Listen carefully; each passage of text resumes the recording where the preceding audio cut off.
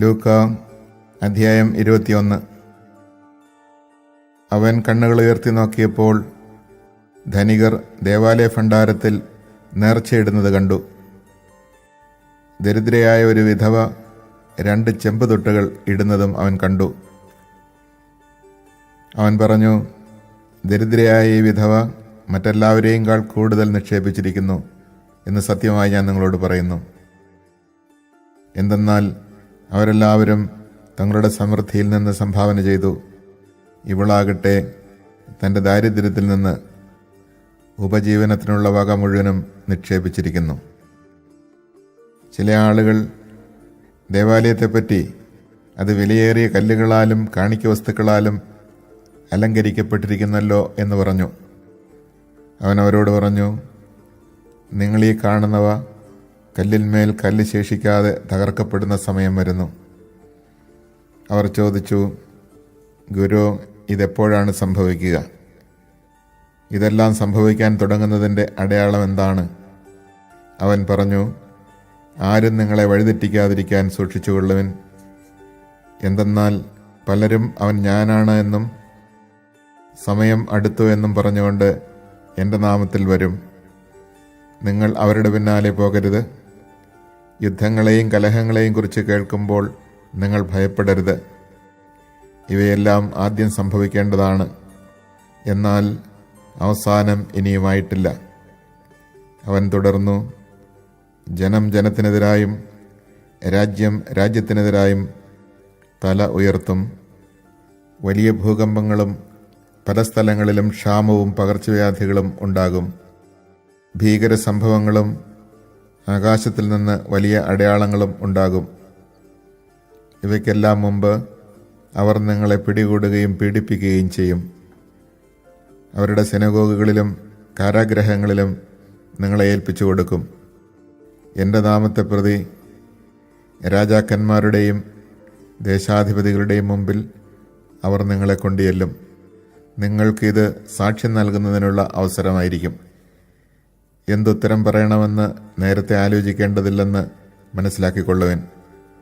എന്തെന്നാൽ നിങ്ങളുടെ എതിരാളികളിൽ ആർക്കും ചെറുത്തു നിൽക്കാനോ എതിർക്കാനോ കഴിയാത്ത വാക്ചാതുര്യം ജ്ഞാനവും നിങ്ങൾക്ക് ഞാൻ നൽകും. മാതാപിതാക്കന്മാർ, സഹോദരർ, ബന്ധുമിത്രങ്ങൾ, സ്നേഹിതർ എന്നിവർ പോലും നിങ്ങളെ ഒറ്റിക്കൊടുക്കും. അവർ നിങ്ങളിൽ ചിലരെ കൊല്ലുകയും ചെയ്യും. എൻ്റെ നാമനിമിത്തം നിങ്ങളെ എല്ലാവരും ദ്വേഷിക്കും.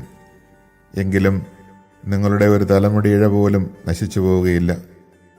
പീഡനത്തിലും ഉറച്ചു നിൽക്കുന്നതിലൂടെ നിങ്ങളുടെ ജീവനെ നിങ്ങൾ നേടും. ജെറുസലമിന് ചുറ്റും സൈന്യം താവളമടിച്ചിരിക്കുന്നത് കാണുമ്പോൾ അതിൻ്റെ നാശം അടുത്തിരിക്കുന്നു എന്നറിഞ്ഞുകൊള്ളുവിൻ.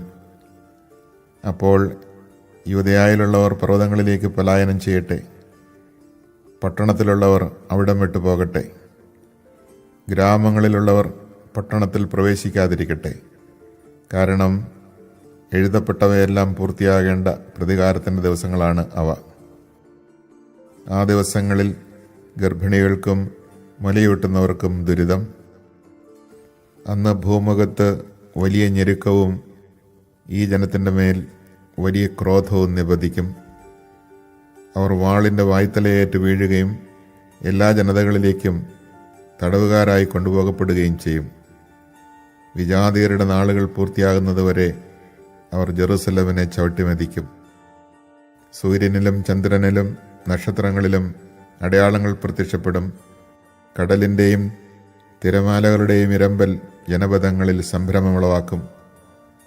സംഭവിക്കാൻ പോകുന്നവയെ ഓർത്തുള്ള ഭയവും ആകുലതയും കൊണ്ട് ഭൂവാസികൾ അസ്തപ്രജ്ഞരാകും. ആകാശശക്തികൾ ഇളകും. അപ്പോൾ മനുഷ്യപുത്രൻ ശക്തിയോടും വലിയ മഹത്വത്തോടും കൂടെ മേഘങ്ങളിൽ വരുന്നത് അവർ കാണും. ഇവ സംഭവിക്കാൻ തുടങ്ങുമ്പോൾ നിങ്ങൾ ശിരസ്സുയർത്തി നിൽക്കുവിൻ. എന്തെന്നാൽ നിങ്ങളുടെ വിമോചനം സമീപിച്ചിരിക്കുന്നു. ഒരു ഉപമയും അവൻ അവരോട് പറഞ്ഞു. അത്തിമരത്തെയും മറ്റു മരങ്ങളെയും നോക്കുവിൻ. അവ തളിർക്കുമ്പോൾ വേനൽക്കാലം അടുത്തിരിക്കുന്നു എന്ന് നിങ്ങൾ അറിയുന്നു. അതുപോലെ ഇക്കാര്യങ്ങൾ സംഭവിക്കുന്നത് കാണുമ്പോൾ ദൈവരാജ്യം സമീപിച്ചിരിക്കുന്നുവെന്ന് മനസ്സിലാക്കിക്കൊള്ളുവിൻ. സത്യമായി ഞാൻ നിങ്ങളോട് പറയുന്നു, എല്ലാം സംഭവിക്കുന്നത് വരെ ഈ തലമുറ കടന്നു പോവുകയില്ല. ആകാശവും ഭൂമിയും കടന്നു പോകും, എന്നാൽ എൻ്റെ വാക്കുകൾ കടന്നു പോവുകയില്ല. സുഖലോലുപത, മദ്യാസക്തി, ജീവിത വ്യഗ്രത എന്നിവയാൽ നിങ്ങളുടെ മനസ്സ് ദുർബലമാവുകയും ആ ദിവസം ഒരു കെണി പോലെ പെട്ടെന്ന് നിങ്ങളുടെ മേൽ വന്നു വീഴുകയും ചെയ്യാതിരിക്കാൻ ശ്രദ്ധിക്കുവിൻ. എന്തെന്നാൽ ഭൂമുഖത്ത് ജീവിക്കുന്ന എല്ലാവരുടെയും മേൽ അത് നിബന്ധിക്കും. സംഭവിക്കാനിരിക്കുന്ന ഇവയിൽ നിന്നെല്ലാം രക്ഷപ്പെട്ട് മനുഷ്യപുത്രന്റെ മുമ്പിൽ പ്രത്യക്ഷപ്പെടാൻ വേണ്ട കരുത്ത് ലഭിക്കാൻ സദാ പ്രാർത്ഥിച്ചുകൊണ്ട് ജാഗരൂകരായിരിക്കുവിൻ. എല്ലാ ദിവസവും അവൻ ദേവാലയത്തിൽ പഠിപ്പിച്ചുകൊണ്ടിരുന്നു. രാത്രിയിൽ അവൻ പട്ടണത്തിന് പുറത്തുപോയി ഒലിവുമലയിൽ വിശ്രമിച്ചു. അവൻ്റെ വാക്ക് കേൾക്കാൻ വേണ്ടി ജനം മുഴുവൻ അതിരാവിലെ ദേവാലയത്തിൽ അവൻ്റെ അടുത്ത് വന്നിരുന്നു.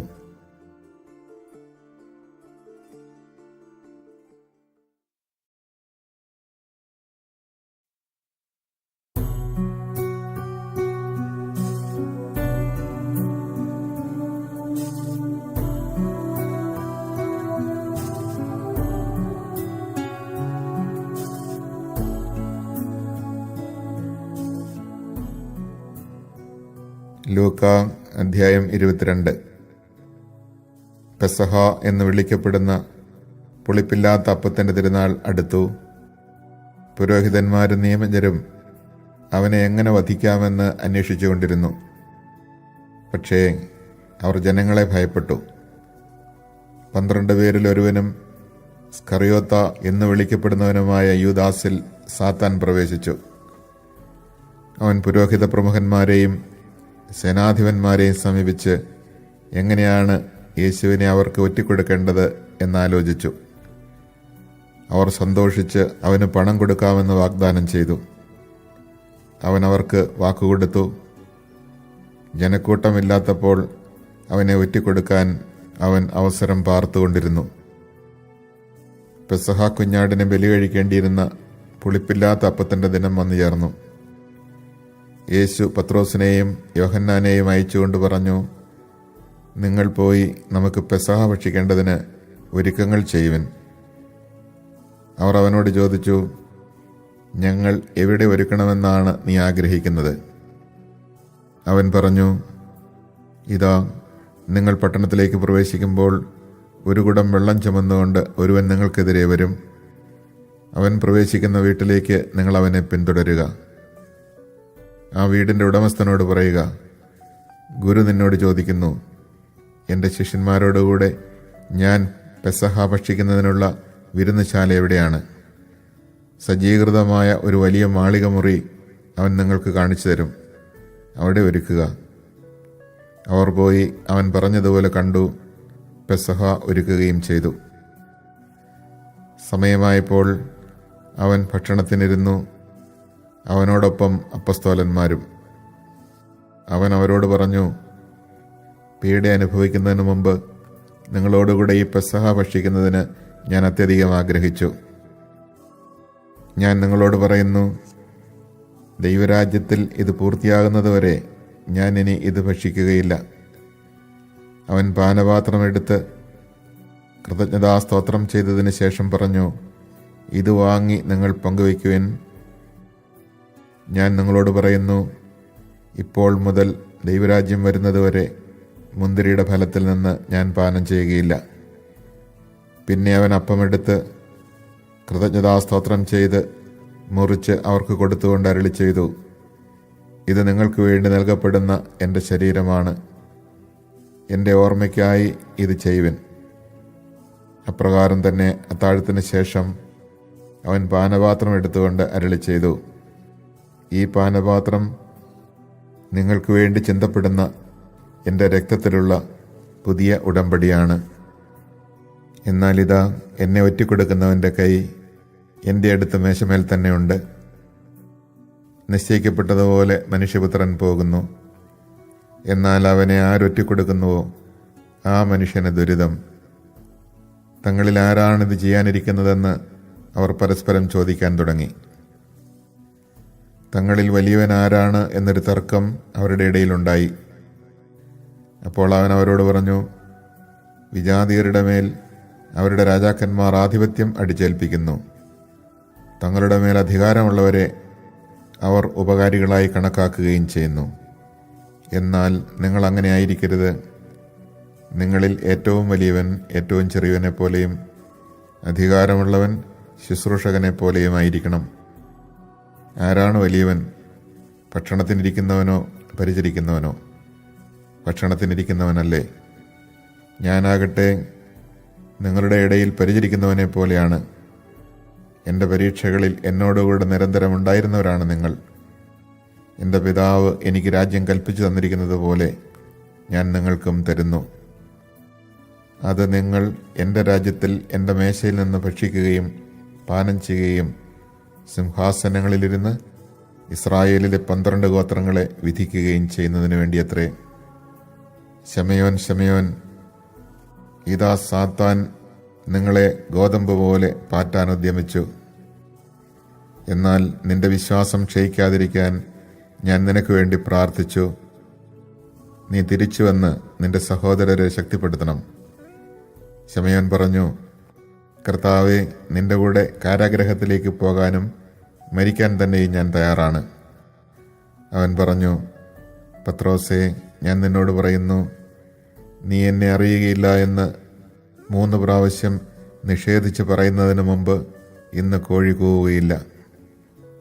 അനന്തരം അവൻ അവരോട് ചോദിച്ചു, ഞാൻ നിങ്ങളെ മടിശീലയോ ഭാണ്ഡമോ ചെരുപ്പോ ഇല്ലാതെ അയച്ചപ്പോൾ നിങ്ങൾക്ക് എന്തെങ്കിലും കുറവുണ്ടായോ? അവർ പറഞ്ഞു, ഒന്നിനും കുറവുണ്ടായില്ല. അവൻ പറഞ്ഞു, എന്നാൽ ഇപ്പോൾ മടിശീലയുള്ളവൻ അതെടുക്കട്ടെ, അതുപോലെ തന്നെ ഭാണ്ഡവും. വാളില്ലാത്തവൻ സ്വന്തം കുപ്പായം വിറ്റ് വാൾ വാങ്ങട്ടെ. ഞാൻ നിങ്ങളോട് പറയുന്നു, അവൻ നിയമലംഘകരോടുകൂടെ എണ്ണപ്പെട്ടു എന്നെഴുതപ്പെട്ടിരിക്കുന്നത് എന്നിൽ നിവൃത്തിയാകേണ്ടിയിരിക്കുന്നു. എന്തെന്നാൽ എന്നെപ്പറ്റി എഴുതപ്പെട്ടിരിക്കുന്നത് പൂർത്തിയാകേണ്ടതാണ്. അവർ പറഞ്ഞു, കർത്താവേ, ഇതാ ഇവിടെ 2 വാളുണ്ട്. അവൻ പറഞ്ഞു, മതി. അവൻ പുറത്തു വന്ന് പതിവ് പോലെ ഒലിവുമലയിലേക്ക് പോയി. ശിഷ്യന്മാരും അവനെ പിന്തുടർന്നു. അവിടെ എത്തിയപ്പോൾ അവൻ അവരോട് പറഞ്ഞു, നിങ്ങൾ പരീക്ഷയിൽ ഉൾപ്പെടാതിരിക്കാൻ പ്രാർത്ഥിക്കുവിൻ. അവൻ അവരിൽ നിന്ന് ഒരു കല്ലേറ് ദൂരം മാറി മുട്ടിന്മേൽ വീണ് പ്രാർത്ഥിച്ചു, പിതാവേ, അങ്ങേക്കിഷ്ടമെങ്കിൽ ഈ പാനപാത്രം എന്നിൽ നിന്ന് അകറ്റണമേ. എങ്കിലും എൻ്റെ ഹിതമല്ല, അവിടുത്തെ ഹിതം നിറവേറട്ടെ. അപ്പോൾ അവനെ ശക്തിപ്പെടുത്താൻ സ്വർഗത്തിൽ നിന്നൊരു ദൂതൻ പ്രത്യക്ഷപ്പെട്ടു. അവൻ തീവ്രവേദനയിൽ മുഴുകി കൂടുതൽ തീക്ഷ്ണമായി പ്രാർത്ഥിച്ചു.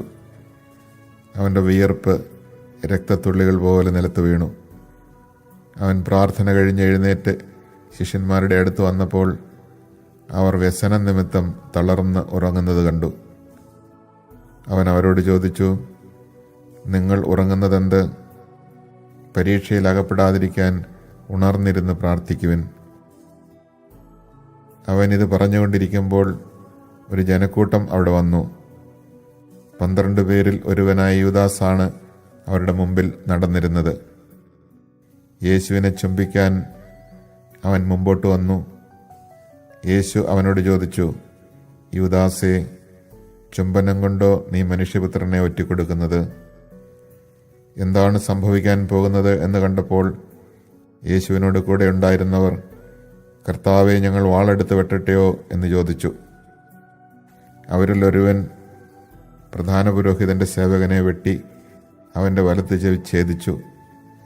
അത് കണ്ട് യേശു പറഞ്ഞു, നിർത്തൂ. അനന്തരം യേശു അവൻ്റെ ചെവി തൊട്ട് അവനെ സുഖപ്പെടുത്തി.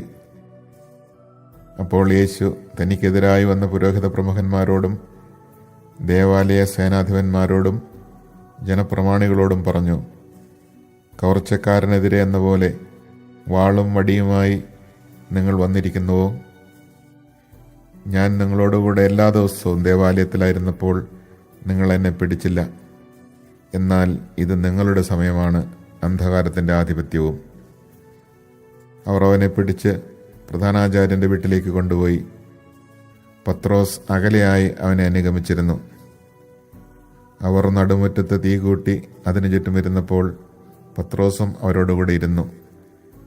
അവൻ തീക്കരികെ ഇരിക്കുന്നത് കണ്ട് ഒരു പരിചാരിക സൂക്ഷിച്ചു നോക്കിയിട്ട് പറഞ്ഞു, ഇവനും അവനോടുകൂടെ ആയിരുന്നു.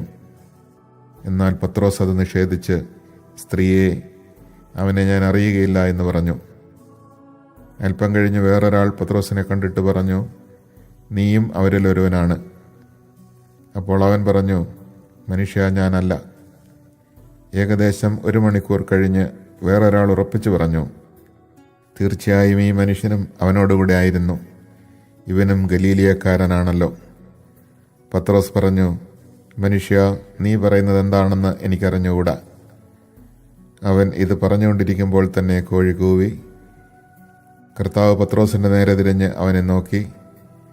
ഇന്ന് കോഴി കൂവുന്നതിന് മുമ്പ് 3 പ്രാവശ്യം നീ എന്നെ നിഷേധിക്കും എന്ന് കർത്താവ് പറഞ്ഞ വചനം അപ്പോൾ പത്രോസ് ഓർമ്മിച്ചു. അവൻ പുറത്തുപോയി മനംനൊന്ത് കരഞ്ഞു. യേശുവിന് കാവൽ നിന്നിരുന്നവർ അവനെ പരിഹസിക്കുകയും അടിക്കുകയും ചെയ്തു. അവർ അവൻ്റെ കണ്ണുകൾ മൂടിക്കൊണ്ട്, നിന്നെ അടിച്ചവൻ ആരെന്ന് പ്രവചിക്കുക എന്ന് പറഞ്ഞു. അവർ അവനെ അധിക്ഷേപിച്ച് അവനെതിരായി പലതും പറഞ്ഞു. പ്രഭാതമായപ്പോൾ പുരോഹിത പ്രമുഖന്മാരും നിയമജ്ഞരും ഉൾപ്പെടുന്ന ജനപ്രമാണികളുടെ സംഘം സമ്മേളിച്ചു. അവർ അവനെ തങ്ങളുടെ സംഘത്തിലേക്ക് കൊണ്ടുവന്ന് പറഞ്ഞു, നീ ക്രിസ്തു ആണെങ്കിൽ അത് ഞങ്ങളോട് പറയുക. അവൻ അവരോട് പറഞ്ഞു, ഞാൻ പറഞ്ഞാൽ നിങ്ങൾ വിശ്വസിക്കുകയില്ല. ഞാൻ ചോദിച്ചാൽ നിങ്ങൾ ഉത്തരം തരികയുമില്ല. ഇപ്പോൾ മുതൽ മനുഷ്യപുത്രൻ ദൈവശക്തിയുടെ വലത്തുവശത്ത് ഇരിക്കും. അവരെല്ലാവരും കൂടെ ചോദിച്ചു, അങ്ങനെയെങ്കിൽ നീ ദൈവപുത്രനാണോ? അവൻ പറഞ്ഞു, നിങ്ങൾ തന്നെ പറയുന്നല്ലോ ഞാനാണെന്ന്. അവർ പറഞ്ഞു, ഇനി നമുക്ക് വേറെ സാക്ഷ്യം എന്തിന്? അവൻ്റെ നാവിൽ നിന്ന് തന്നെ നാം അത് കേട്ടുകഴിഞ്ഞു.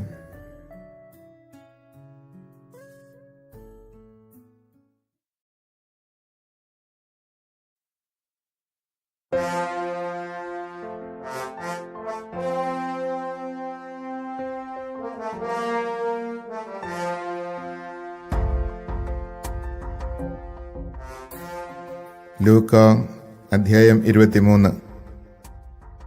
അനന്തരം അവരുടെ സംഘം ഒന്നാകെ എഴുന്നേറ്റ് അവനെ പീലാത്തോസിന് മുമ്പിലേക്ക് കൊണ്ടുപോയി. അവർ അവൻ്റെ മേൽ കുറ്റം ചുമത്താൻ തുടങ്ങി. ഈ മനുഷ്യൻ ഞങ്ങളുടെ ജനത്തെ വഴിതെറ്റിക്കുകയും സീസറിന് നികുതി കൊടുക്കുന്നത് നിരോധിക്കുകയും താൻ രാജാവായ ക്രിസ്തുവാണെന്ന് അവകാശപ്പെടുകയും ചെയ്യുന്നതായി ഞങ്ങൾ കണ്ടിരിക്കുന്നു. പീലാത്തോസ് അവനോട് ചോദിച്ചു, നീ യഹൂദരുടെ രാജാവാണോ? അവൻ മറുപടി പറഞ്ഞു, നീ തന്നെ പറയുന്നുവല്ലോ. പീലാത്തോസ് പുരോഹിത പ്രമുഖന്മാരോടും ജനക്കൂട്ടത്തോടും പറഞ്ഞു, ഞാൻ ഈ മനുഷ്യനിൽ ഒരു കുറ്റവും കാണുന്നില്ല. അവരാകട്ടെ നിർബന്ധപൂർവം പറഞ്ഞു, ഇവൻ ഗലീലി മുതൽ ഇവിടം വരെയും യൂദയായിലെങ്ങും പഠിപ്പിച്ചുകൊണ്ട് ജനത്തെ ഇളക്കി വിടുന്നു. ഇത് കേട്ട് പീലാത്തോസ്, ഈ മനുഷ്യൻ ഗലീലിയക്കാരനാണോ എന്ന് ചോദിച്ചു. അവൻ ഹെറോദേസിൻ്റെ അധികാരത്തിൽപ്പെട്ടവനാണെന്നറിഞ്ഞപ്പോൾ പീലാത്തോസ് അവനെ അവൻ്റെ അടുത്തേക്ക് അയച്ചു. ആ ദിവസങ്ങളിൽ ഹെറോദേസ് ജെറുസലമിൽ ഉണ്ടായിരുന്നു. ഹെറോദേസ് യേശുവിനെ കണ്ടപ്പോൾ അത്യധികം സന്തോഷിച്ചു. എന്തെന്നാൽ അവൻ യേശുവിനെ പറ്റി കേട്ടിരുന്നതുകൊണ്ട് അവനെ കാണാൻ ആഗ്രഹിച്ചിരുന്നു. അവൻ ചെയ്യുന്ന ഏതെങ്കിലും ഒരു അത്ഭുതം കാണാമെന്ന് പ്രതീക്ഷിക്കുകയും ചെയ്തിരുന്നു. അതിനാൽ അവൻ പലതും അവനോട് ചോദിച്ചു, പക്ഷേ അവനൊന്നിനും ഉത്തരം പറഞ്ഞില്ല. പ്രധാന പുരോഹിതന്മാരും നിയമജ്ഞരും അവൻ്റെ മേൽ ആവേശപൂർവ്വം കുറ്റം ചുമത്തിക്കൊണ്ട് ചുറ്റും നിന്നിരുന്നു. ഹെറോദേസ് പടയാളികളോട് ചേർന്ന് അവനോട് നിന്ദ്യമായി പെരുമാറുകയും അവനെ അധിക്ഷേപിക്കുകയും ചെയ്തു. അവൻ യേശുവിനെ പകിട്ടേറിയ വസ്ത്രം ധരിപ്പിച്ച് പീലാത്തോസിൻ്റെ അടുത്തേക്ക് തിരിച്ചയച്ചു. അന്നു മുതൽ ഹെറോദേസും പീലാത്തോസും പരസ്പരം സ്നേഹിതന്മാരായി. മുമ്പ് അവർ ശത്രുതയിലാണ് കഴിഞ്ഞിരുന്നത്. പീലാത്തോസ് പുരോഹിത പ്രമുഖന്മാരെയും നേതാക്കന്മാരെയും ജനത്തെയും ഒന്നിച്ചുകൂട്ടി അവരോട് പറഞ്ഞു, ജനത്തെ വഴിപിഴപ്പിക്കുന്നു എന്ന് പറഞ്ഞ് നിങ്ങളിവനെ എൻ്റെ മുമ്പിൽ കൊണ്ടുവന്നു. ഇതാ, നിങ്ങളുടെ മുമ്പിൽ വെച്ച് തന്നെ ഇവനെ ഞാൻ വിസ്തരിച്ചു. നിങ്ങൾ ആരോപിക്കുന്ന കുറ്റങ്ങളിൽ ഒന്നുപോലും ഇവനിൽ ഞാൻ കണ്ടില്ല, ഹെറോദേസും കണ്ടില്ല. അവൻ ഇവനെ എൻ്റെ അടുത്തേക്ക് തിരിച്ചയച്ചിരിക്കുകയാണല്ലോ. നോക്കൂ, മരണശിക്ഷ അർഹിക്കുന്ന ഒരു കുറ്റവും ഇവൻ ചെയ്തിട്ടില്ല. അതിനാൽ ഞാൻ ഇവനെ ചമ്മട്ടി കൊണ്ട് അടുപ്പിച്ച് വിട്ടയക്കും. അപ്പോൾ അവർ ഏകസ്വരത്തിൽ ആക്രോശിച്ചു, ഇവനെ കൊണ്ടുപോവുക, ബറാബാസിനെ ഞങ്ങൾക്ക് വിട്ടുതരിക. പട്ടണത്തിൽ നടന്ന കലാപത്തിനും കൊലപാതകത്തിനും കാരാഗ്രഹത്തിൽ അടയ്ക്കപ്പെട്ടവനാണ് ബറാബാസ്. യേശുവിനെ വിട്ടയക്കണം എന്നാഗ്രഹിച്ചുകൊണ്ട് പീലാത്തോസ് ഒരിക്കൽ കൂടി അവരോട് സംസാരിച്ചു. അവരാകട്ടെ, ക്രൂശിക്കുക, അവനെ ക്രൂശിക്കുക എന്ന് വിളിച്ചു പറഞ്ഞുകൊണ്ടിരുന്നു. പീലാത്തോസ് 3-ാം പ്രാവശ്യവും അവരോട് ചോദിച്ചു, അവൻ എന്ത് തിന്മ പ്രവർത്തിച്ചു? വധശിക്ഷ അർഹിക്കുന്ന ഒരു കുറ്റവും ഞാൻ അവനിൽ കണ്ടില്ല. അതുകൊണ്ട് ഞാൻ അവനെ ചമ്മട്ടി കൊണ്ട് അടുപ്പിച്ച് വിട്ടയക്കും. അവനെ ക്രൂശിക്കണമെന്ന് അവർ നിർബന്ധപൂർവ്വം ഉച്ചത്തിൽ വിളിച്ചു പറഞ്ഞുകൊണ്ടിരുന്നു. അവസാനം അവരുടെ നിർബന്ധം തന്നെ വിജയിച്ചു. അവർ ആവശ്യപ്പെട്ടത് അനുവദിച്ചു കൊടുക്കുവാൻ പീലാത്തോസ് തീരുമാനിച്ചു. അവർ ആവശ്യപ്പെട്ട മനുഷ്യനെ, കലാപത്തിനും കൊലപാതകത്തിനും കാരാഗ്രഹത്തിൽ അടയ്ക്കപ്പെട്ടിരുന്നവനെ അവൻ വിട്ടയക്കുകയും യേശുവിനെ അവരുടെ ഇംഗിതത്തിന് ഏൽപ്പിച്ചു കൊടുക്കുകയും ചെയ്തു. അവർ അവനെ കൊണ്ടുപോകുമ്പോൾ നാട്ടിൻ പുറത്തുനിന്ന് ആ വഴി വന്ന ശിമയോൻ എന്ന ഒരു കിരേനക്കാരനെ പിടിച്ചു നിർത്തി കുരിശ് ചുമലിൽ വെച്ച് യേശുവിൻ്റെ പുറകെ ചുമന്നുകൊണ്ടുവരാൻ നിർബന്ധിച്ചു. ഒരു വലിയ ജനക്കൂട്ടവും കരയുകയും മുറവിളി കൂട്ടുകയും ചെയ്തിരുന്ന സ്ത്രീകളുടെ സമൂഹവും യേശുവിൻ്റെ പിന്നാലെ പോയിരുന്നു. അവരുടെ നേരെ തിരിഞ്ഞ് യേശു പറഞ്ഞു, ജെറുസലം പുത്രിമാരെ, എന്നെ പ്രതി നിങ്ങൾ കരയേണ്ട, നിങ്ങളെയും നിങ്ങളുടെ മക്കളെയും പ്രതി കരയുവിൻ. എന്തെന്നാൽ വന്ധ്യകൾക്കും പ്രസവിക്കാത്ത ഉദരങ്ങൾക്കും പാലൂട്ടാത്ത മുലകൾക്കും ഭാഗ്യം എന്ന് പറയപ്പെടുന്ന ദിവസങ്ങൾ വരും. അന്നവർ പർവ്വതങ്ങളോട് ഞങ്ങളുടെ മേൽ വീഴുക എന്നും കുന്നുകളോട് ഞങ്ങളെ മൂടിക്കളയുക എന്നും പറയാൻ തുടങ്ങും. പച്ചത്തടിയോട് അവർ ഇങ്ങനെയാണ് ചെയ്യുന്നതെങ്കിൽ ഉണങ്ങിയതിന് എന്ത് സംഭവിക്കും? കുറ്റവാളികളായ മറ്റ് 2 പേരെ കൂടെ അവനോടൊപ്പം വധിക്കാൻ അവർ കൂട്ടിക്കൊണ്ടുപോയി. തലയോട് എന്ന് വിളിക്കപ്പെടുന്ന സ്ഥലത്ത് അവർ വന്നു. അവിടെ അവർ അവനെ കുരിശിൽ തറച്ചു. ആ കുറ്റവാളികളെയും ഒരുവനെ അവൻ്റെ വലത്തുവശത്തും ഇതരനെ ഇടത്തുവശത്തും ക്രൂശിച്ചു. യേശു പറഞ്ഞു, പിതാവേ, അവരോട് ക്ഷമിക്കണമേ, അവർ ചെയ്യുന്നതെന്തെന്ന് അവർ അറിയുന്നില്ല. അവൻ്റെ വസ്ത്രങ്ങൾ ഭാഗിച്ചെടുക്കാൻ അവർ കുറിയിട്ടു. ജനം നോക്കി നിന്നു. പ്രമാണികളാകട്ടെ അവനെ പരിഹസിച്ചു പറഞ്ഞു, ഇവൻ മറ്റുള്ളവരെ രക്ഷിച്ചു. ഇവൻ ദൈവത്തിൻ്റെ ക്രിസ്തുവാണെങ്കിൽ, അവിടുത്തെ തിരഞ്ഞെടുക്കപ്പെട്ടവനാണെങ്കിൽ തന്നെ രക്ഷിക്കട്ടെ. പടയാളികൾ അടുത്തു വന്ന് വിനാഗിരി കൊടുത്ത് അവനെ പരിഹസിച്ചു പറഞ്ഞു, നീ യഹൂദരുടെ രാജാവാണെങ്കിൽ നിന്നെ തന്നെ രക്ഷിക്കുക. ഇവൻ യഹൂദരുടെ രാജാവ് എന്നൊരു ലിഖിതം അവൻ്റെ തലയ്ക്കുമീതെ ഉണ്ടായിരുന്നു. കുരിശിൽ തൂക്കപ്പെട്ടിരുന്ന കുറ്റവാളികളിൽ ഒരുവൻ അവനെ ദുഷിച്ചു പറഞ്ഞു, നീ ക്രിസ്തുവല്ലേ, നിന്നെയും ഞങ്ങളെയും രക്ഷിക്കുക. അപരൻ അവനെ ശകാരിച്ചു പറഞ്ഞു, നീ ദൈവത്തെ ഭയപ്പെടുന്നില്ലേ? നീയും അതേ ശിക്ഷാവിധിയിൽ തന്നെയാണല്ലോ. നമ്മുടെ ശിക്ഷാവിധി ന്യായമാണ്, നമ്മുടെ പ്രവൃത്തികൾക്ക് തക്ക പ്രതിഫലം നമുക്ക് ലഭിച്ചിരിക്കുന്നു. ഇവൻ ഒരു തെറ്റും ചെയ്തിട്ടില്ല. അവൻ തുടർന്നു, യേശുവേ, നീ നിന്റെ രാജ്യത്ത് പ്രവേശിക്കുമ്പോൾ എന്നെയും ഓർക്കണമേ. യേശു അവനോട് അരുളി ചെയ്തു, സത്യമായി ഞാൻ നിന്നോട് പറയുന്നു, നീ ഇന്ന് എന്നോടുകൂടെ പറുദീസായിൽ ആയിരിക്കും. അപ്പോൾ ഏകദേശം 6-ാം മണിക്കൂറായിരുന്നു. 9-ാം മണിക്കൂർ വരെ ഭൂമി മുഴുവൻ അന്ധകാരം വ്യാപിച്ചു. സൂര്യൻ ഇരുണ്ടു. ദേവാലയത്തിലെ തിരശ്ശീല നടുവെ കീറി. യേശു ഉച്ചത്തിൽ നിലവിളിച്ച് പറഞ്ഞു, പിതാവേ, അങ്ങയുടെ കരങ്ങളിൽ എൻ്റെ ആത്മാവിനെ ഞാൻ സമർപ്പിക്കുന്നു. ഇത് പറഞ്ഞ് അവൻ ജീവൻ വെടിഞ്ഞു. ഈ സംഭവമെല്ലാം കണ്ടു നിന്നിരുന്ന ശതാധിപൻ ദൈവത്തെ സ്തുതിച്ചു പറഞ്ഞു, ഈ മനുഷ്യൻ തീർച്ചയായും നീതിമാനായിരുന്നു. കാഴ്ച കാണാൻ കൂടിയിരുന്ന ജനക്കൂട്ടം ഇതെല്ലാം കണ്ട് മാറത്തടിച്ചുകൊണ്ട് തിരിച്ചുപോയി. അവൻ്റെ പരിചയക്കാരും ഗലീലയിൽ നിന്ന് അവനെ അനുഗമിച്ചിരുന്ന സ്ത്രീകളും അകലെ ഇതെല്ലാം കണ്ടുകൊണ്ട് നിന്നിരുന്നു. യഹൂദരുടെ ഒരു പട്ടണമായ അരിമത്തിയായിൽ നിന്നുള്ള ജോസഫ് എന്നൊരുവൻ അവിടെ ഉണ്ടായിരുന്നു. ആലോചനാ സംഘത്തിലെ അംഗമായവൻ നല്ലവനും നീതിമാനുമായിരുന്നു. അവൻ അവരുടെ ആലോചനകളിലോ പ്രവൃത്തികളിലോ പങ്കുചേർന്നിരുന്നില്ല. ദൈവരാജ്യം പ്രതീക്ഷിച്ചിരിക്കുകയുമായിരുന്നു.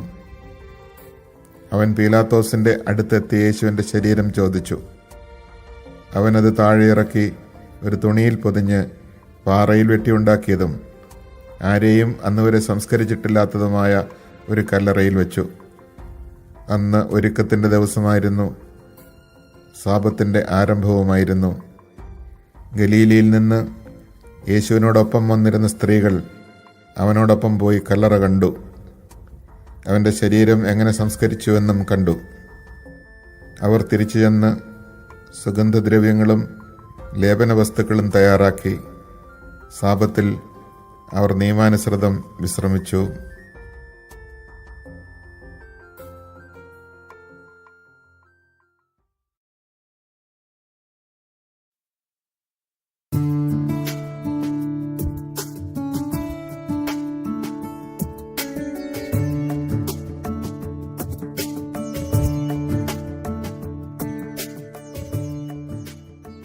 ലൂക്ക അധ്യായം 24. അവർ തയ്യാറാക്കി വച്ചിരുന്ന സുഗന്ധദ്രവ്യങ്ങളുമായി ആഴ്ചയുടെ ആദ്യ ദിവസം അതിരാവിലെ കല്ലറയുടെ അടുത്തേക്ക് പോയി. കല്ലറയിൽ നിന്ന് കല്ലുരുട്ടി മാറ്റിയിരിക്കുന്നതായി അവർ കണ്ടു. അവർ അകത്ത് കടന്നു നോക്കിയപ്പോൾ കർത്താവായ യേശുവിൻ്റെ ശരീരം കണ്ടില്ല. ഇതേക്കുറിച്ച് അമ്പരന്ന് നിൽക്കവേ രണ്ടുപേർ തിളങ്ങുന്ന വസ്ത്രങ്ങൾ ധരിച്ച് അവർക്ക് പ്രത്യക്ഷപ്പെട്ടു. അവർ ഭയപ്പെട്ട് മുഖം കുനിച്ചു. അപ്പോൾ അവർ അവരോട് പറഞ്ഞു, ജീവിച്ചിരിക്കുന്നവനെ നിങ്ങൾ മരിച്ചവരുടെ ഇടയിൽ അന്വേഷിക്കുന്നത് എന്തിന്?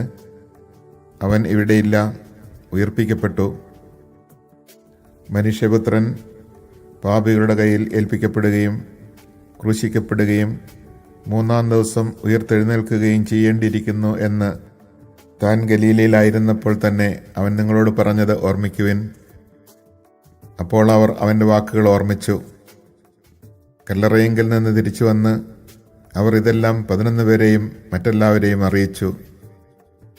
മഗ്ദലേന മറിയവും യോവാനെയും യാക്കോബിൻ്റെ അമ്മയായ മറിയവും അവരുടെ കൂടെ ഉണ്ടായിരുന്ന മറ്റ് സ്ത്രീകളുമാണ് ഈ കാര്യങ്ങൾ അപ്പസ്തലന്മാരോട് പറഞ്ഞത്. അവർക്കാകട്ടെ ഈ വാക്കുകൾ കെട്ടുകഥ പോലെയേ തോന്നിയുള്ളൂ. അവർ അവരെ വിശ്വസിച്ചില്ല. എന്നാൽ പത്രോസ് എഴുന്നേറ്റ് കല്ലറയെങ്കിലേക്ക് ഓടി. കുനിഞ്ഞകത്തേക്ക് നോക്കിയപ്പോൾ അവനെ പൊതിഞ്ഞിരുന്ന തുണികൾ തനിയെ കിടക്കുന്നത് കണ്ടു. സംഭവിച്ചതിനെപ്പറ്റി വിസ്മയിച്ചുകൊണ്ട് അവൻ തിരിച്ചുപോയി. ആ ദിവസം തന്നെ അവരിൽ 2 പേർ ജെറുസലേമിൽ നിന്ന് ഏകദേശം 60 സ്ഥാദിയോൺ അകലെയുള്ള എമ്മാവൂസ് ഗ്രാമത്തിലേക്ക് പോവുകയായിരുന്നു. ഈ സംഭവങ്ങളെക്കുറിച്ചെല്ലാം അവർ സംസാരിച്ചുകൊണ്ടിരുന്നു. അവർ സംസാരിക്കുകയും വാദിക്കുകയും ചെയ്തുകൊണ്ട് പോകുമ്പോൾ യേശുവും അടുത്തെത്തി അവരോടൊപ്പം യാത്ര ചെയ്തു. എന്നാൽ അവനെ തിരിച്ചറിയാൻ കഴിയാത്ത വിധം അവരുടെ കണ്ണുകൾ മൂടപ്പെട്ടിരുന്നു. അവൻ അവരോട് ചോദിച്ചു, എന്തിനെക്കുറിച്ചാണ് നിങ്ങൾ സംസാരിക്കുന്നത്? അവർ മ്ലാനവദനരായിരുന്നു. അവരിൽ ക്ലെയോപ്പാസ് എന്നു പേരായവൻ അവനോട് ചോദിച്ചു, ഈ ദിവസങ്ങളിൽ ജെറുസലമിൽ നടന്ന സംഭവമൊന്നും അറിയാത്ത അപരിചിതനാണോ നീ? അവൻ ചോദിച്ചു, ഏത് കാര്യങ്ങൾ? അവർ പറഞ്ഞു, നസറായനായ യേശുവിനെക്കുറിച്ച് തന്നെ. അവൻ ദൈവത്തിൻ്റെയും മനുഷ്യരുടെയും മുമ്പിൽ വാക്കിലും പ്രവൃത്തിയിലും ശക്തനായ പ്രവാചകനായിരുന്നു. ഞങ്ങളുടെ പുരോഹിത പ്രമുഖന്മാരും നേതാക്കളും അവനെ മരണവിധിക്ക് ഏൽപ്പിച്ചു കൊടുക്കുകയും ക്രൂശിക്കുകയും ചെയ്തു. ഇസ്രായേലിനെ മോചിപ്പിക്കാനുള്ളവൻ ഇവനാണ് എന്ന് ഞങ്ങൾ പ്രതീക്ഷിച്ചിരുന്നു. ഇതൊക്കെ സംഭവിച്ചിട്ട് ഇത് 3-ാം ദിവസമാണ്. ഞങ്ങളുടെ കൂട്ടത്തിലുള്ള ചില സ്ത്രീകൾ ഞങ്ങളെ വിസ്മയിപ്പിച്ചു. ഇന്ന് രാവിലെ അവർ കല്ലറയിങ്കൽ പോയിരുന്നു. അവൻ്റെ ശരീരം അവർ അവിടെ കണ്ടില്ല. അവർ തിരിച്ചു വന്ന് തങ്ങൾക്ക് ദൂതന്മാരുടെ ദർശനമുണ്ടായെന്നും അവൻ ജീവിച്ചിരിക്കുന്നുവെന്ന് അറിയിച്ചുവെന്നും പറഞ്ഞു. ഞങ്ങളുടെ കൂടെ ഉണ്ടായിരുന്നവരിൽ ചിലരും കല്ലറയിങ്കിലേക്ക് പോയി സ്ത്രീകൾ പറഞ്ഞതുപോലെ തന്നെ കണ്ടു. എന്നാൽ അവനെ അവർ കണ്ടില്ല. അപ്പോൾ അവൻ അവരോട് പറഞ്ഞു, ഭോഷന്മാരെ, പ്രവാചകന്മാർ പറഞ്ഞിട്ടുള്ളത് വിശ്വസിക്കാൻ കഴിയാത്ത വിധം ഹൃദയം മന്ദീഭവിച്ചവരെ, ക്രിസ്തു ഇതെല്ലാം സഹിച്ച് മഹത്വത്തിലേക്ക് പ്രവേശിക്കേണ്ടിയിരുന്നില്ലേ? മോശ തുടങ്ങി എല്ലാ പ്രവാചകന്മാരും വിശുദ്ധ ലിഖിതങ്ങളിൽ തന്നെപ്പറ്റി എഴുതിയിരുന്നവയെല്ലാം അവൻ അവർക്ക് വ്യാഖ്യാനിച്ചു കൊടുത്തു. അവർ എത്തേണ്ടിയിരുന്ന ഗ്രാമത്തോടടുത്തു. അവനാകട്ടെ യാത്ര തുടരുകയാണെന്ന് ഭാവിച്ചു. അവർ അവനെ നിർബന്ധിച്ചുകൊണ്ട് പറഞ്ഞു, ഞങ്ങളോടുകൂടെ താമസിക്കുക, നേരം വൈകുന്നു, പകൽ അസ്തമിക്കാറായി. അവൻ അവരോടുകൂടെ താമസിക്കുവാൻ കയറി. അവരോടൊപ്പം ഭക്ഷണത്തിനിരുന്നപ്പോൾ അവൻ അപ്പമെടുത്ത് ആശീർവദിച്ച് മുറിച്ച് അവർക്ക് കൊടുത്തു. അപ്പോൾ അവരുടെ കണ്ണുകൾ തുറക്കപ്പെട്ടു. അവർ അവനെ തിരിച്ചറിഞ്ഞു. പക്ഷേ അവൻ അവരുടെ മുമ്പിൽ നിന്ന് അപ്രത്യക്ഷനായി. അവർ പരസ്പരം പറഞ്ഞു, വഴിയിൽ വെച്ച് അവൻ വിശുദ്ധ ലിഖിതം വിശദീകരിച്ചുകൊണ്ട് നമ്മോട് സംസാരിച്ചപ്പോൾ നമ്മുടെ ഹൃദയം ജ്വലിച്ചിരുന്നില്ലേ?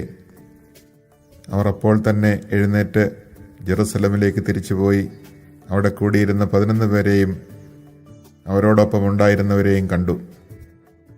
കർത്താവ് സത്യമായും ഉയർത്തെഴുന്നേറ്റു, ശമയോന് പ്രത്യക്ഷപ്പെട്ടു എന്ന് അവർ പറഞ്ഞുകൊണ്ടിരിക്കുകയായിരുന്നു.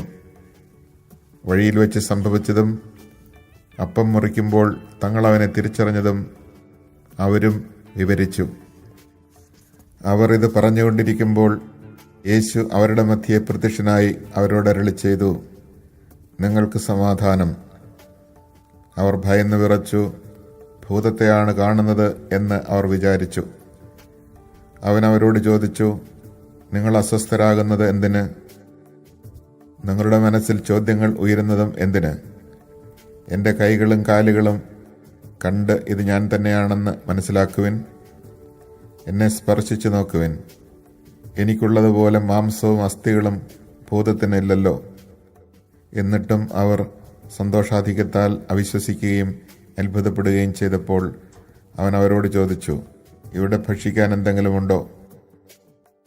ഒരു കഷണം വറുത്ത മീൻ അവർ അവന് കൊടുത്തു. അവനതെടുത്ത് അവരുടെ മുമ്പിൽ വെച്ച് ഭക്ഷിച്ചു. അവൻ അവരോട് പറഞ്ഞു, മോശയുടെ നിയമത്തിലും പ്രവാചകന്മാരിലും സങ്കീർത്തനങ്ങളിലും എന്നെക്കുറിച്ച് എഴുതപ്പെട്ടിരിക്കുന്നതെല്ലാം പൂർത്തിയാകേണ്ടിയിരിക്കുന്നുവെന്ന് ഞാൻ നിങ്ങളോടുകൂടെ ആയിരുന്നപ്പോൾ പറഞ്ഞിട്ടുണ്ടല്ലോ. വിശുദ്ധ ലിഖിതങ്ങൾ ഗ്രഹിക്കാൻ തക്കവിധം അവരുടെ മനസ്സ് അവൻ തുറന്നു. അവൻ പറഞ്ഞു, ഇങ്ങനെ എഴുതപ്പെട്ടിരിക്കുന്നു, ക്രിസ്തു സഹിക്കുകയും 3-ാം ദിവസം മരിച്ചവരിൽ നിന്ന് ഉയർത്തെഴുന്നേൽക്കുകയും ചെയ്യണം. പാപമോചനത്തിനുള്ള അനുതാപം അവൻ്റെ നാമത്തിൽ ജെറുസലമിൽ ആരംഭിച്ച് എല്ലാ ജനതകളോടും പ്രഘോഷിക്കപ്പെടേണ്ടിയിരിക്കുന്നു. നിങ്ങൾ ഇവയ്ക്ക് സാക്ഷികളാണ്. ഇതാ എൻ്റെ പിതാവിൻ്റെ വാഗ്ദാനം നിങ്ങളുടെ മേൽ ഞാൻ അയക്കുന്നു. ഉന്നതത്തിൽ നിന്ന് ശക്തി ധരിക്കുന്നതുവരെ നഗരത്തിൽ തന്നെ വസിക്കുവിൻ. അവൻ അവരെ ബഥാനിയ വരെ കൂട്ടിക്കൊണ്ടുപോയി കൈകൾ ഉയർത്തി അവരെ അനുഗ്രഹിച്ചു. അനുഗ്രഹിച്ചുകൊണ്ടിരിക്കെ അവൻ അവരിൽ നിന്ന് മറയുകയും സ്വർഗത്തിലേക്ക് സംവഹിക്കപ്പെടുകയും ചെയ്തു. അവർ അവനെ ആരാധിച്ചു. അത്യന്തം ആനന്ദത്തോടെ ജെറുസലമിലേക്ക് മടങ്ങി. അവർ ദൈവത്തെ സ്തുതിച്ചുകൊണ്ട് സദാസമയവും ദേവാലയത്തിൽ കഴിഞ്ഞുകൂടി.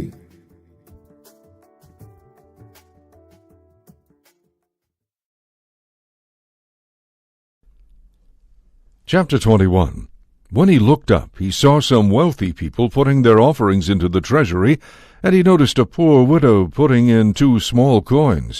He said, I tell you truly, this poor widow put in more than all the rest, for those others have all made offerings from their surplus wealth, but she, from her poverty, has offered her whole livelihood. While some people were speaking about how the temple was adorned with costly stones and votive offerings, he said, All that you see here, The days will come when there will not be left a stone upon another stone that will not be thrown down." Then they asked him, "Teacher, when will this happen? And what sign will there be when all these things are about to happen?" He answered, "See that you not be deceived, for many will come in my name, saying, 'I am he,' and the time has come. Do not follow them. When you hear of wars and insurrections, do not be terrified, for such things must happen first. But it will not immediately be the end." Then he said to them, "Nation will rise against nation, and kingdom against kingdom.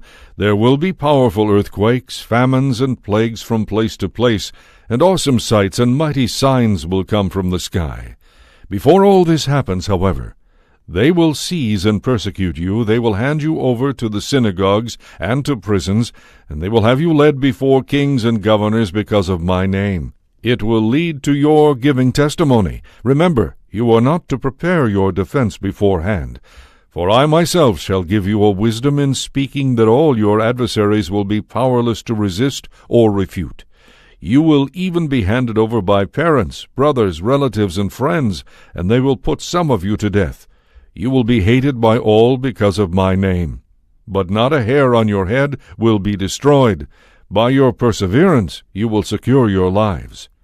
When you see Jerusalem surrounded by armies, know that its desolation is at hand. Then those in Judea must flee to the mountains. Let those within the city escape from it, and let those in the countryside not enter the city, for these days are the time of punishment when all the Scriptures are fulfilled. Woe to pregnant women and nursing mothers in those days, for a terrible calamity will come upon the earth, and a wrathful judgment upon this people. They will fall by the edge of the sword and be taken as captives to all the Gentiles, and Jerusalem will be trampled underfoot by the Gentiles until the times of the Gentiles are fulfilled. There will be signs in the sun, the moon, and the stars, and on earth nations will be in dismay, perplexed by the roaring of the sea and the waves. People will die of fright in anticipation of what is coming upon the world, for the powers of the heavens will be shaken. And then they will see the Son of Man coming in a cloud with power and great glory. But when these signs begin to happen, stand erect and raise your heads, because your redemption is at hand. He taught them a lesson. Consider the fig tree and all the other trees. When their buds burst open, you see for yourselves and know that summer is now near. In the same way, when you see these things happening, know that the kingdom of God is near. Amen, I say to you, this generation will not pass away until all these things have taken place. Heaven and earth will pass away, but my words will not pass away. Beware that your hearts do not become drowsy from carousing and drunkenness and the anxieties of daily life, and that day catch you by surprise, like a trap. For that day will assault everyone who lives on the face of the earth. Be vigilant at all times, and pray that you have the strength to escape the tribulations that are imminent, and to stand before the Son of Man. During the day, Jesus was teaching in the temple area, but at night he would leave and stay at the place called the Mount of Olives, and all the people would get up early each morning to listen to him in the temple area. Chapter 22. Now the feast of unleavened bread, called the Passover, was drawing near, and the chief priests and the scribes were seeking a way to put him to death, for they were afraid of the people. Then Satan entered into Judas, the one surnamed Iscariot, who was counted among the 12, and he went to the chief priests and temple guards to discuss a plan for handing him over to them. They were pleased and agreed to pay him money. He accepted their offer and sought a favorable opportunity to hand him over to them in the absence of a crowd. When the day of the Feast of Unleavened Bread arrived, the day for sacrificing the Passover lamb, he sent out Peter and John, instructing them, "Go and make preparations for us to eat the Passover."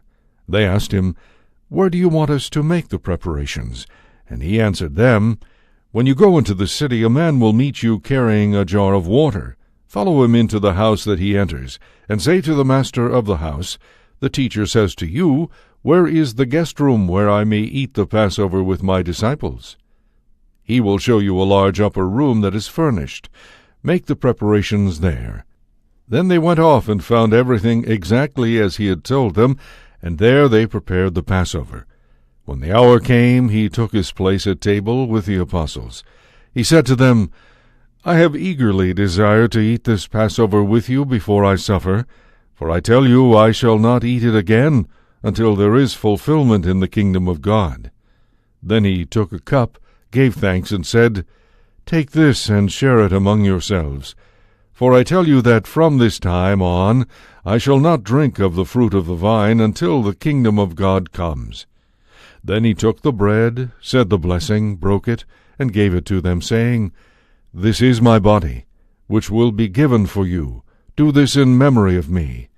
And likewise the cup after they had eaten, saying, This cup is the new covenant in my blood, which will be shed for you. And yet, behold, the hand of the one who is to betray me is with me on the table. For the Son of Man indeed goes as it has been determined, but woe to that man by whom he is betrayed. And they began to debate among themselves who among them would do such a deed. Then an argument broke out among them about which of them should be regarded as the greatest. He said to them, The kings of the Gentiles lord it over them, and those in authority over them are addressed as benefactors. But among you it shall not be so. Rather, let the greatest among you be as the youngest, and the leader as the servant. For who is greater, the one seated at table, or the one who serves? Is it not the one seated at table? I am among you as the one who serves. It is you who have stood by me in my trials, and I confer a kingdom on you, just as my Father has conferred one on me, that you may eat and drink at my table in my kingdom, and you will sit on thrones judging the 12 tribes of Israel. Simon, Simon, behold, Satan has demanded to sift all of you like wheat, but I have prayed that your own faith may not fail, and once you have turned back, you must strengthen your brothers. He said to him, Lord, I am prepared to go to prison and to die with you. But he replied, I tell you, Peter, before the cock crows this day, you will deny 3 times that you know me.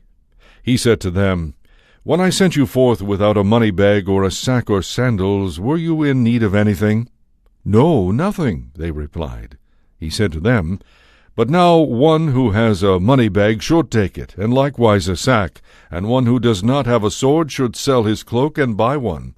For I tell you that the scripture must be fulfilled in me, namely, he was counted among the wicked, and indeed what is written about me is coming to fulfillment.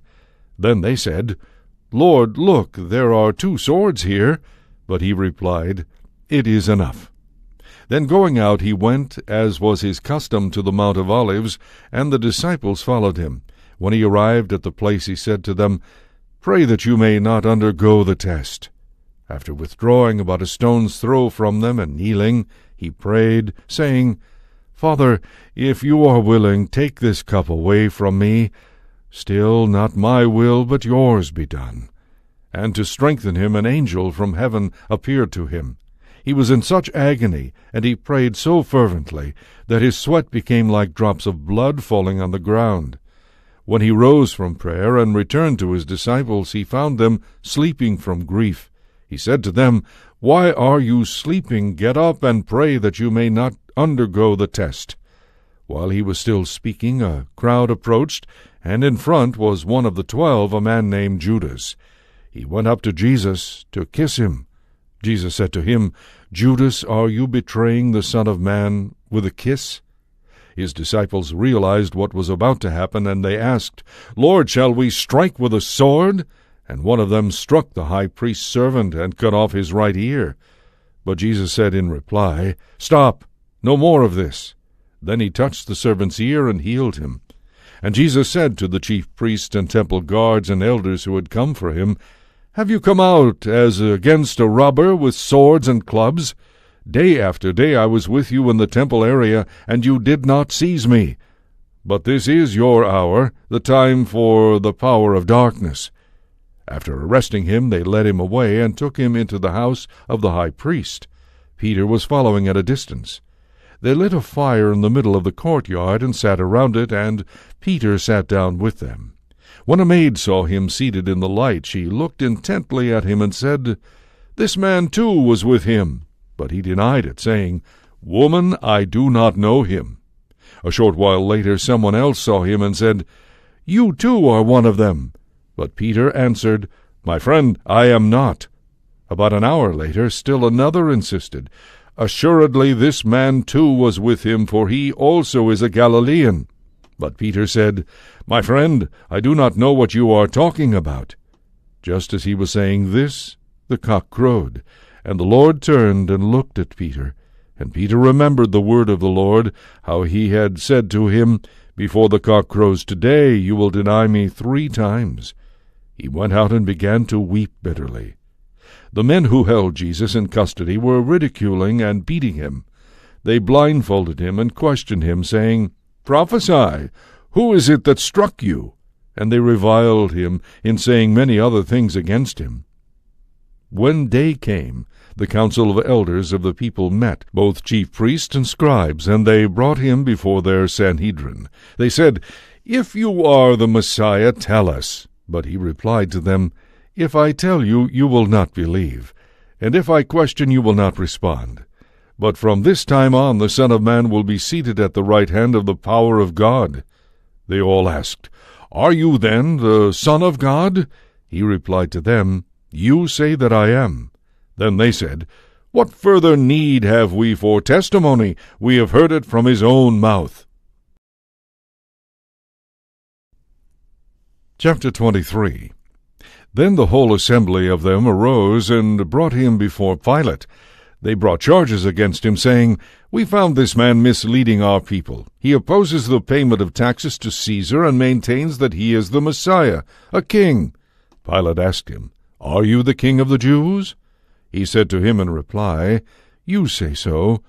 Pilate then addressed the chief priests and the crowds, "I find this man not guilty." But they were adamant and said, "He is inciting the people with his teaching throughout all Judea, from Galilee where he began, even to here." On hearing this, Pilate asked if the man was a Galilean. And upon learning that he was under Herod's jurisdiction, he sent him to Herod, who was in Jerusalem at that time. Herod was very glad to see Jesus. He had been wanting to see him for a long time, for he had heard about him, and had been hoping to see him perform some sign. He questioned him at length, but he gave him no answer. The chief priests and scribes, meanwhile, stood by, accusing him harshly. Even Herod and his soldiers treated him contemptuously and mocked him, and after clothing him in resplendent garb, he sent him back to Pilate. Herod and Pilate became friends that very day, even though they had been enemies formerly.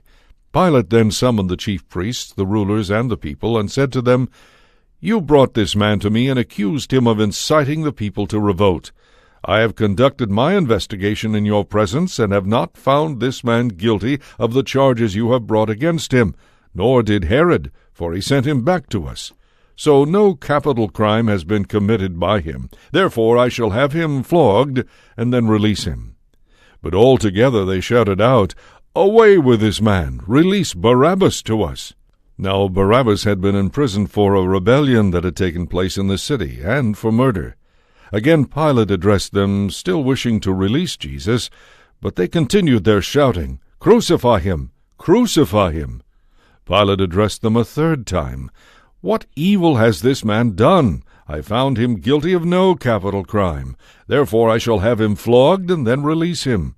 With loud shouts, however, they persisted in calling for his crucifixion, and their voices prevailed.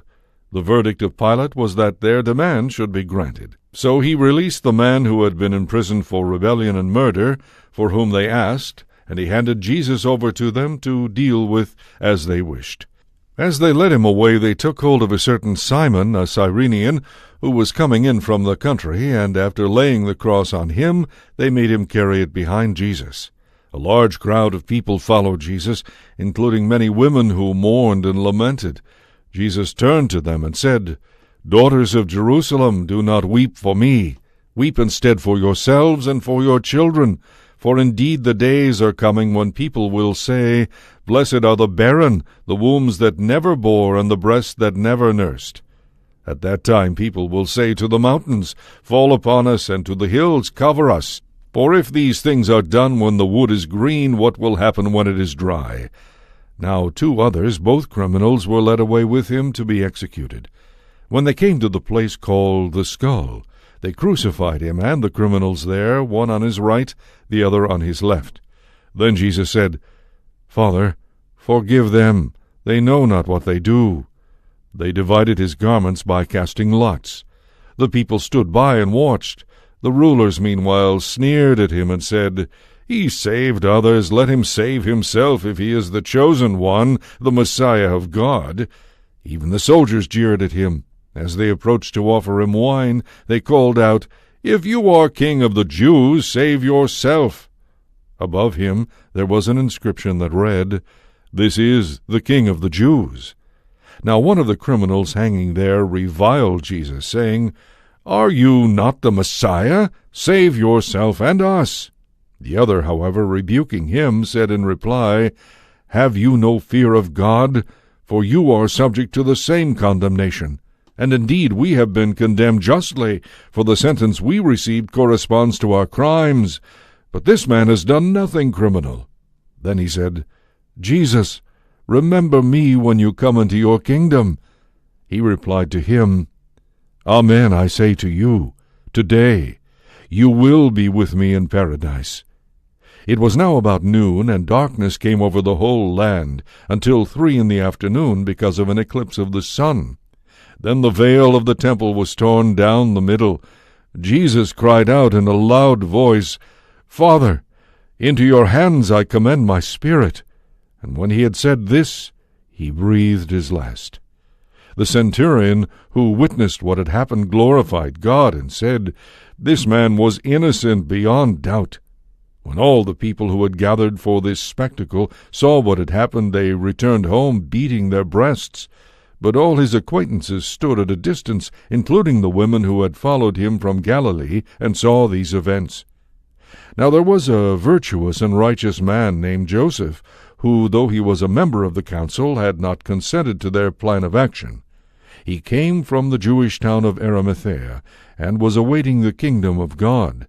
He went to Pilate and asked for the body of Jesus. After he had taken the body down, he wrapped it in a linen cloth and laid him in a rock-hewn tomb in which no one had yet been buried. It was the day of preparation, and the Sabbath was about to begin.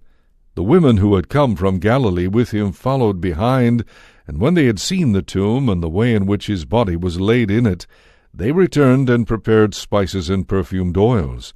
Then they rested on the Sabbath, according to the commandment. Go on.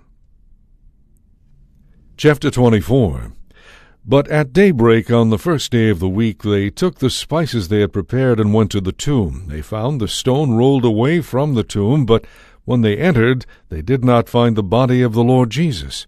While they were puzzling over this, behold, 2 men in dazzling garments appeared to them. They were terrified and bowed their faces to the ground. They said to them, Why do you seek the living one among the dead? He is not here, but he has been raised. Remember what he said to you while he was still in Galilee, that the Son of Man must be handed over to sinners and be crucified, and rise on the 3rd day. And they remembered his words.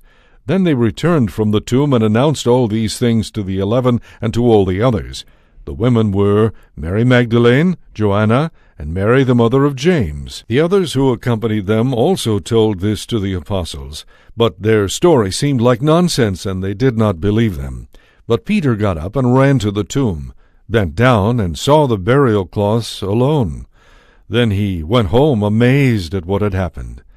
Now that very day 2 of them were going to a village 7 miles from Jerusalem called Emmaus, and they were conversing about all the things that had occurred. And it happened that while they were conversing and debating, Jesus himself drew near and walked with them. But their eyes were prevented from recognizing him. He asked them, What are you discussing as you walk along? They stopped, looked downcast. One of them, named Cleopas, said to him in reply, Are you the only visitor to Jerusalem who does not know of the things that have taken place there in these days? And he replied to them, What sort of things?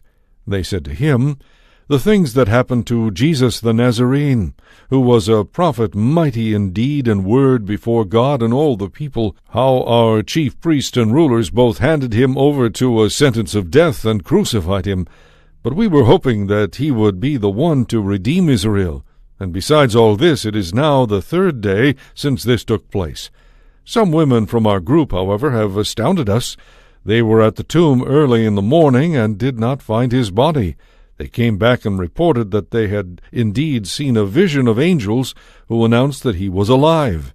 Then some of those with us went to the tomb and found things just as the woman had described, but him they did not see."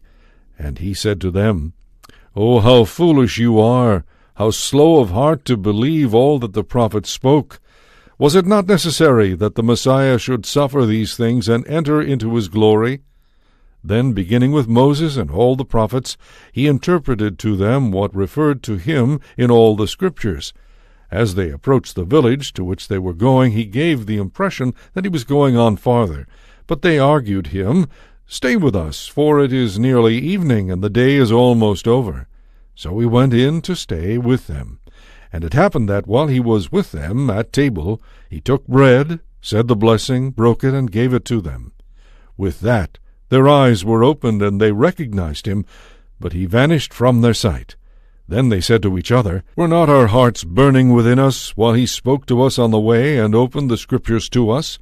So they set out at once and returned to Jerusalem, where they found gathered together the 11 and those with them who were saying, "The Lord has truly been raised, and has appeared to Simon."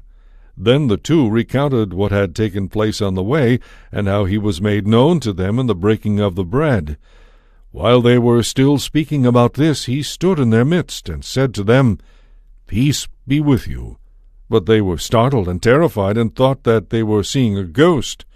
Then he said to them, "Why are you troubled, and why do questions arise in your hearts? Look at my hands and my feet, that it is I myself. Touch me and see, because a ghost does not have flesh and bones, as you can see I have." And as he said this, he showed them his hands and his feet. While they were still incredulous for joy, and were amazed, he asked them, "Have you anything here to eat?" They gave him a piece of baked fish. He took it and ate it in front of them. He said to them, "These are my words that I spoke to you while I was still with you, that everything written about me in the law of Moses and in the prophets and Psalms must be fulfilled." Then he opened their minds to understand the Scriptures. And he said to them, "Thus it is written that the Messiah would suffer and rise from the dead on the third day, and that repentance for the forgiveness of sins would be preached in his name to all the nations, beginning from Jerusalem. You are witnesses of these things. And behold, I am sending the promise of my Father upon you. But stay in the city until you are clothed with power from on high." Then he led them out as far as Bethany, raised his hands, and blessed them. As he blessed them, he parted from them and was taken up to heaven. They did him homage, and then returned to Jerusalem with great joy, and they were continually in the temple praising God.